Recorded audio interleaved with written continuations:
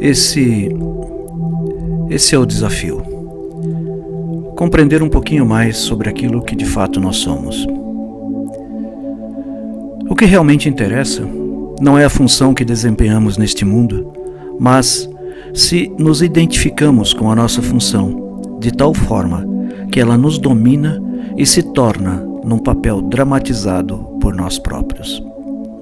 Quando nos identificamos totalmente com um papel, confundimos um padrão comportamental com a pessoa que verdadeiramente somos. Quando for se desenvolvendo, dê aos seus filhos o máximo de ajuda e orientação, mas esteja consciente de que, por vezes, também tem de os deixar cometer os seus próprios erros. A humanidade, de uma maneira geral, toda a civilização, está se perdendo no ato de fazer aquilo que não tem origem no ser e, por isso, de alguma maneira, está se tornando fútil. Você pode amar os seus filhos, mas o seu amor será apenas humano, ou seja, limitado, possessivo e intermitente.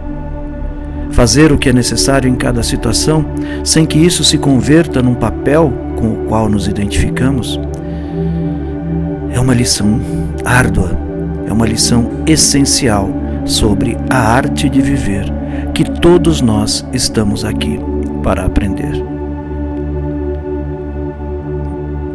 Libertarmos-nos do ego, de certa maneira, não é tão difícil, é até simples.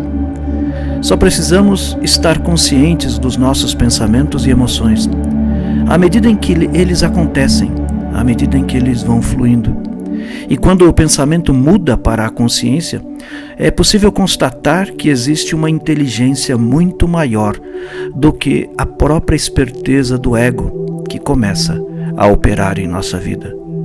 Quanto mais forte for o ego de um indivíduo, mais provável, muito mais provável, que a sua percepção ou que a percepção das outras pessoas seja a principal fonte de problemas na vida. É também mais do que provável que dificulte a vida das outras pessoas. Mas lógico, é claro que ele não é capaz de ver isso. São sempre os outros que parecem agir incorretamente com ele. O ego não sabe que a mente e as posições mentais nada têm a ver com o que realmente somos, pois o ego é a própria mente, da qual não se tem consciência. Quanto mais inconscientes são os indivíduos, grupos ou nações, é muito mais provável que a patologia egóica assuma a forma de violência física. E a violência é um modo primitivo, mas ainda muito generalizado, que o ego tenta para se firmar, provando que está certo e o outro está errado. Quando você conseguir, quando eu conseguir, quando nós conseguirmos abandonar a nossa identificação com a mente, certamente estaremos além da mente, além daquilo que surgirá naturalmente. O ser divino surgirá com naturalidade.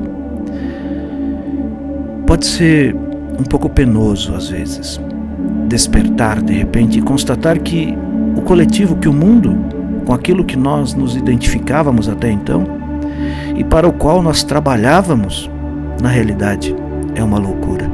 O ego coletivo é habitualmente mais inconsciente do que os indivíduos que constituem esse ego. Por isso, compreender-se como um indivíduo um pouco fora da realidade onde vive, às vezes é o primeiro passo para sair do ego coletivo. E à medida que a nova consciência emerge, algumas pessoas vão se sentir impelidas a formar grupos que reflitam essa consciência iluminada. Esses grupos não serão mais egos coletivos. É muito natural, se nós pudermos observar, que ao longo dos séculos a humanidade tem vindo a ser cada vez mais dominada pela mente, sem reconhecer a entidade dominadora como, quem sabe, uma não identidade. Além dos movimentos que o pensamento gera, e apesar de não estar totalmente separada dele, há outra dimensão no ego, aquela que nós chamamos de dimensão emocional ou dimensão da emoção. Parece evidente, mas nem sempre assim o é, que não significa que todos os pensamentos e todas as emoções fazem parte do ego. Elas só se transformam no ego quando nós, enquanto unidade, nos identificamos com eles e quando nos dominam completamente, isto é, quando tudo aquilo se converte no eu. Uma emoção que faz mal ao corpo também se alastra às pessoas com quem temos contato e contagia outras inúmeras que não conhecemos. É um processo em cadeia. Você, de alguma maneira, já tem tudo o que pensa.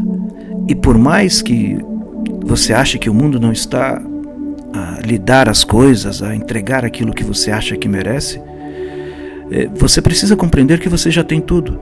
Mas, de alguma maneira, tanto eu quanto você, nós todos, precisamos permitir que esse dote que nós já temos flua de dentro para fora, do nosso interior para o nosso exterior. O mundo, ele não quer nem saber se você tem consciência disso ou não. Ele vai forçar para que você entre na sua batalha cotidiana, na sua batalha de briga, de guerra, de desavenças. A maior parte da humanidade carrega uma bagagem desnecessária. É tanta coisa material, é tanta coisa mental, é tanto emocional que nós carregamos em nossas mochilas diárias, que nós não nos damos conta, na maioria das vezes, de que tudo isso que carregamos, seja em que aspecto for, é absolutamente desnecessário. Quando o ego desaparece, a felicidade não tem onde se esconder. Isso nos disse Moji. As emoções negativas não são dissolvidas ou não são completamente dissolvidas se não forem encaradas totalmente e vistas de frente, exatamente como aquilo que são no momento em que surgem. Caso o contrário, elas deixam para trás na alma resíduos de muita dor, de muita inconformidade, de muito desamor. O corpo de dor que todos têm tem a sua própria inteligência primitiva, como um animal matreiro. E a sua inteligência, ela, de certa maneira, está direcionada para a sobrevivência, para a manutenção da espécie, para a manutenção do corpo, para a manutenção daquilo que o ego acha que é eterno. O corpo de dor desperta do estado latente quando tem fome e quando precisa se reabastecer. Da mesma forma, o ego necessita da presença dos outros, mesmo que seja para se sobrepor a eles, mesmo que seja para diminuí-los, mesmo que seja para colocá-los em situações às vezes delicadas, mas o ego acaba precisando.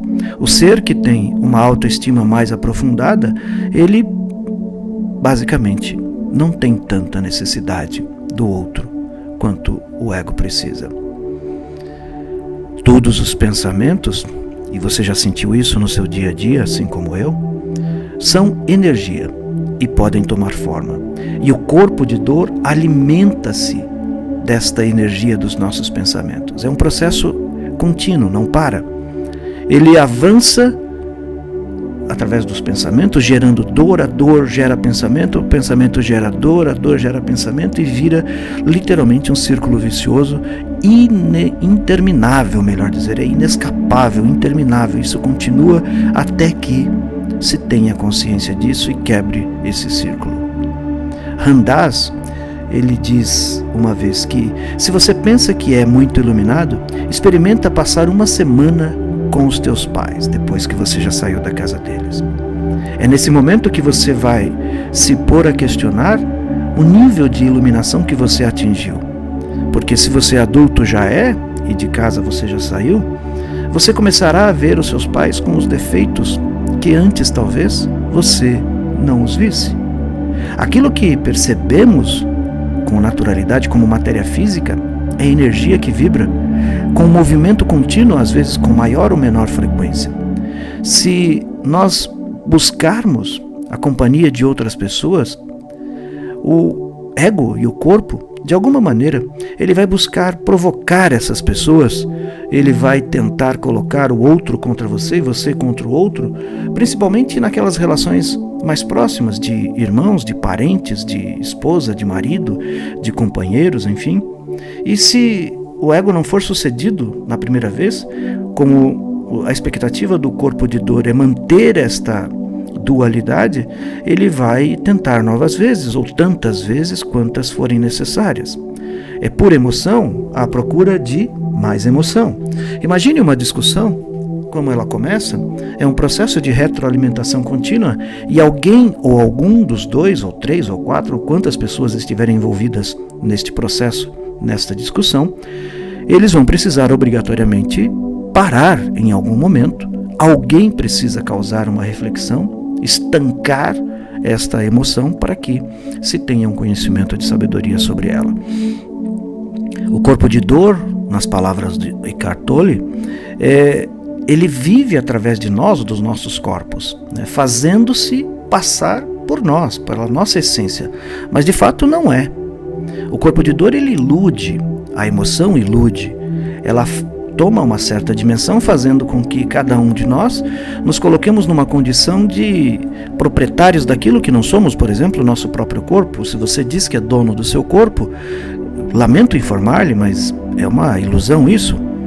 Não consegue acrescentar um dia a mais no seu tempo de vida neste corpo quando ele for extinto, mesmo que seja através de um acidente, um incidente ou até por questão de algum tipo de mal físico.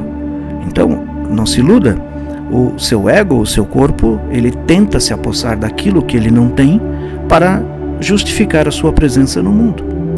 Cada pensamento negativo que você tem alimenta este corpo de dor, este corpo emocional. Portanto, quanto menos você pensar, quanto mais você meditar, quanto mais você silenciar a sua alma, se aprofundar neste silêncio, mais você vai começar a conhecer aquilo que é a sua própria divindade. Você deve conhecer pessoas que carregam os seus corpos emocionais, os seus corpos densos de dor, e ela é o tempo todo, através de uma reatividade, buscando a justificativa da sua presença no mundo, quando na verdade bastaria, conforme o próprio Eckhart Tolle nos coloca, que nós nos embebedássemos pelo silêncio, pelo ser, pela divindade. O quanto isso é fácil, o quanto isso é difícil, cada um sabe, como diz a música, a dor e a delícia de ser aquilo que é. Cada um sabe o caminho que precisa tomar. Às vezes é muito mais simples apontar um dedo culpando alguém ou tentando culpar alguém do que olhar para si próprio e buscar em si próprio a solução para a sua própria divindade. O grande amor da existência, na prática, é reconhecer-se divino e saber que este corpo temporal, limitado, ele pode viver em felicidade, porque no momento em que ele sai da identificação do próprio corpo e passa a viver no corpo a espiritualidade, a essência maior do corpo divino que ele é, certamente ele vai reconhecer que o amor é a chave para a sua própria salvação e a conexão profunda com o amor supremo, com o amor divino. Abrindo-se, colocando-se à disposição de si próprio, buscando o conhecimento e o silêncio de sua própria alma, através de devoção, através de meditação silenciosa, através de uma conexão maior, sem buscar respostas e sem fazer perguntas, apenas ser. Talvez seja um caminho, talvez seja uma jornada. Defeitos, todos nós temos. Dificuldades, todos nós temos. Mas, na medida em que avançamos, se pudermos conviver com a nossa solitude, com o reconhecimento de que somos um, com o próprio Criador, talvez a nossa coletividade possa viver melhor. Um forte abraço e até nosso próximo encontro.